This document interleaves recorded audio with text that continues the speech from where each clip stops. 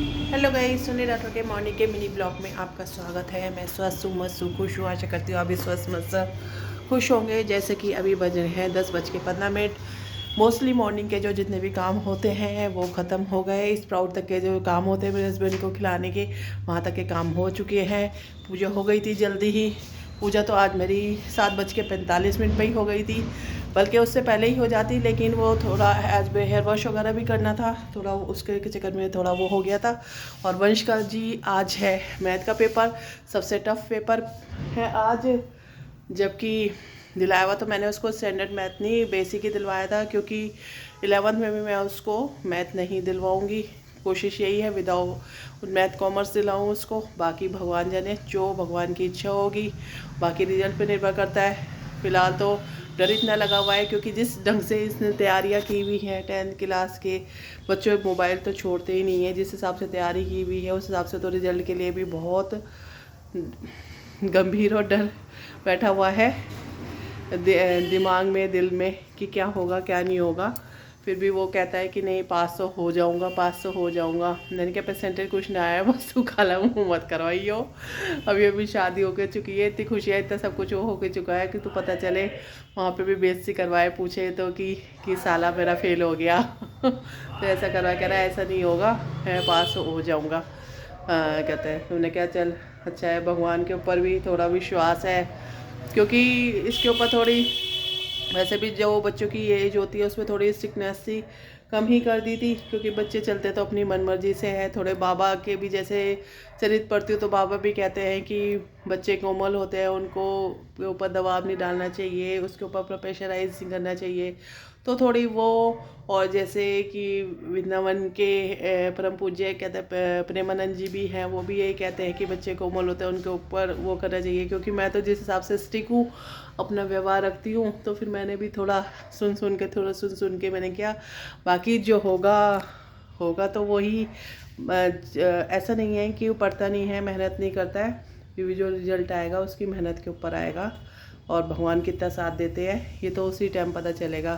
बाकी भगवान से अरदास तो लगाई रखी है, भगवान की कृपा बनाए रखना। बाकी सब आने वाले वक्त पे है, क्या होगा क्या नहीं होगा। अब जैसे कि कहते कि मैंने बताया था कि मेरे सारे काम हो चुके हैं, तो सुबह जैसे कि मंडे का दिन है तो भोले बाबा के भी 108 नाम की स्तुति भी हो गई, सुंदरकांड भी हो गया।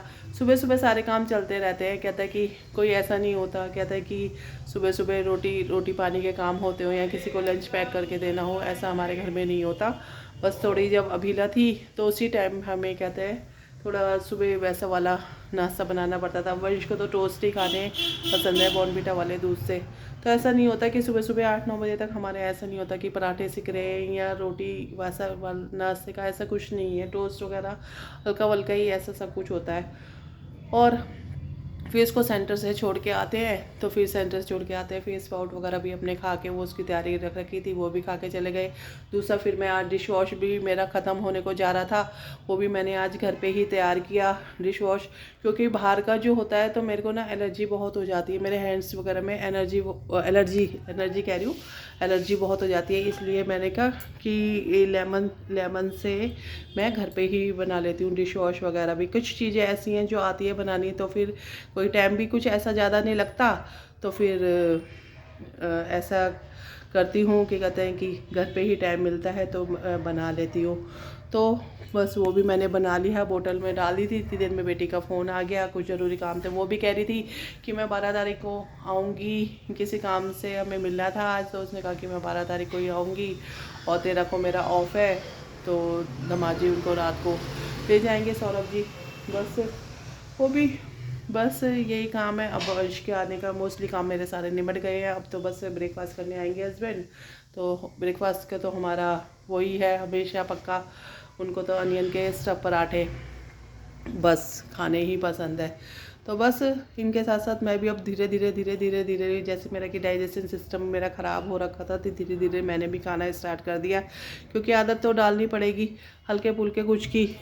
पोहा वोहा खाती हूँ, बल्कि पोहा मेरे को हैवी सा लगता है। मैंने पोहा वगैरह भी खा के देखा, बल्कि पोहा मेरे को हैवी सा लगता है, क्योंकि उसके ऊपर उसके अंदर मूंगफली वगैरह डालते हैं, सब कुछ करते हैं। पोहे से नहीं, इससे तो अच्छा होता है कि छोटा सा पूड़ी जितना पराठा बना लूँ, और कहते हैं और जरी सी उसके साथ कॉफ़ी ले लूँ, उससे ज़्यादा सेटिस्फेक्शन हो जाता है। बिल्कुल ही सेटिस्फाई हो जाती हूँ उससे बिल्कुल। और बस यही बात थी आज तो करने के लिए। और मन तो कर रहा है कि अभी से वॉक वगैरह करनी स्टार्ट कर दूँ। अभी तो मैं घर में ही इधर से उधर वॉक करती रहती हूँ, आधा आधा घंटे के मैंने रूटीन बना रखा है। बीच बीच में काम से जैसे मैं फ्री होती हूँ तो थोड़ा डांस एक्सरसाइज वगैरह करना, योगा वगैरह मैं सुबह कर लेती हूँ। और पानी पीने की आदत भी जैसे नहीं है वो भी धीरे धीरे डालती आ रही हूँ। बस आज तो मन की बात में यही है। तो इसी के साथ कहते हैं शुक्राना करती हूँ बात के साथ। ओम साईनाथाय नमः, गुरु बिना ज्ञानी जीवन में मानी। और जैसे कि आज भोले बाबा का दिन है, ओम नमो पार्वती पते, हर हर महादेव, हर हर महादेव। और अब इसके करने के बाद मैं अपना साई चरित्र का जो कि 18वां अध्याय था, कल मैंने शाम को लोड किया था, अब वो मैं 19वां अध्याय करूँगी। अब देखो साई चरितमानस के 51 अध्याय है, तो 51 दिन तो मान के चलो कि 51 दिन मेरे इसमें लग जाएंगे। फिर उसके बाद देखती हूँ कि कौन सा चरितमानस, कौन सा क्या मैं लेती हूँ और क्या करती हूँ, क्या बाबा करवाते हैं और क्या मेरे इष्ट वगैरह करवाना मुझसे पसंद करते हैं, वही मैं चालू करूँगी। चलो इन सब बातों के साथ ब्लॉग को ख़त्म करते हैं। Have a nice day, tata bye bye.